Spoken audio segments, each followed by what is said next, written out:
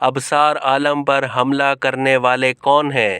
اہم پیش رفت: اسد طور اور ابصار عالم پر حملے کا منصوبہ کیسے بنایا گیا؟ سینئر صحافی ابصار عالم کو گزشتہ سال گولیاں مار کر زخمی کرنے والے معاملے پر ایک اہم پیش رفت ہوئی ہے۔ پولیس والوں نے حملہ آوروں کو گرفتار کر لیا ہے، جنہوں نے نہ صرف سابق چیئرمین پیمرا کو قتل کرنے کی کوشش کا اعتراف کیا بلکہ یہ بھی قبول کیا ہے کہ انہیں ایک اور صحافی اسد طور کو قتل کرنے کا ٹاسک بھی دیا گیا تھا، لیکن فائرنگ میں ابصار کے بچ جانے کی وجہ سے پلان تبدیل ہو گیا۔ یہ واقعہ بین الاقوامی جرم کے منصوبے میں شامل تھا، جس کے تحت حملہ کرنے کی ہدایت جرمنی سے آئی۔ کام پورا کرنے کے لیے شیخو پورہ سے ایک شخص کو ذمہ داری دی گئی، جس نے خوشاب سے قاتلوں کو کرائے پر حاصل کیا، جبکہ ابصار کے رہائشی علاقے کے متعلق معلومات اور انہیں نشانہ بنانے کے لیے رقم کی ادائیگی لاہور اور راولپنڈی میں کی گئی۔ اس معاملے پر کام فروری 2021 میں شروع کیا گیا، جبکہ ابصار پر اپریل اور اسد طور پر مئی میں حملہ کیا گیا۔ اس کام کی ذمہ داری 32 سالہ زین غیاث کو دی گئی، جو ماسٹر مائنڈ تھا، جس نے یہ کام 23 سالہ حماد سلیمان کو دیا۔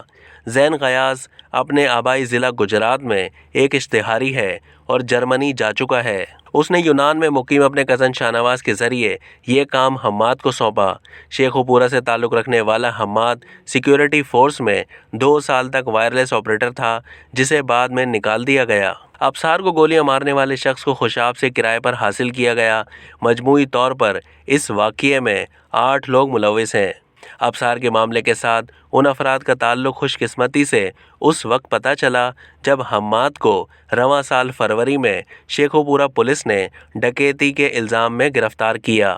تاہم تحقیقات کے دوران پولیس کو مخبروں سے پتہ چلا کہ حماد صحافیوں پر حملوں میں ملوث ہے۔ تفتیش میں اس نے چھوٹے پیمانے پر منشیات کے دھندے کا بھی اعتراف کیا۔ حماد نے پولیس کو بتایا کہ وہ کئی ہفتوں تک ابصار کے گھر کی نگرانی کرتے رہے، لیکن ابصار گھر سے بہت کم ہی باہر نکلتے تھے۔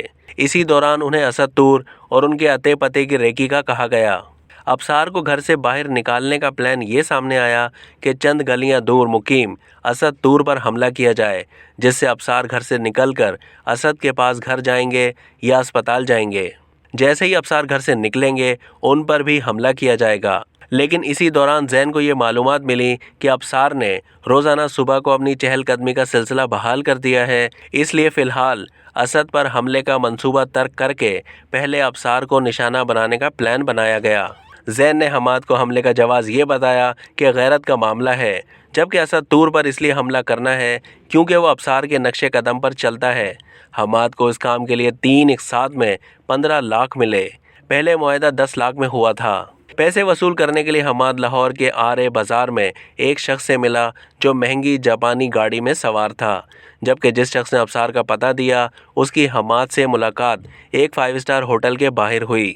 یہاں سے اسلام آباد میں ابصار کی رہائش گاہ کی ریکی شروع ہوئی۔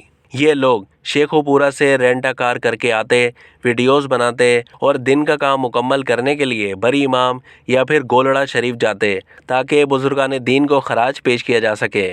اس دوران زین نے ان لوگوں کو آپریشنل مقاصد کے لیے مزید 1.5 لاکھ روپے دیے اور ساتھ ہی یہ وعدہ بھی کیا کہ وہ ان کے لیے مشرق وسطیٰ میں ملازمت کا بندوبست بھی کرے گا۔ حماد نے پیسوں کی ایک اور قسط راولپنڈی کے میٹرو اسٹیشن سے ایک بوڑھے شخص سے وصول کی۔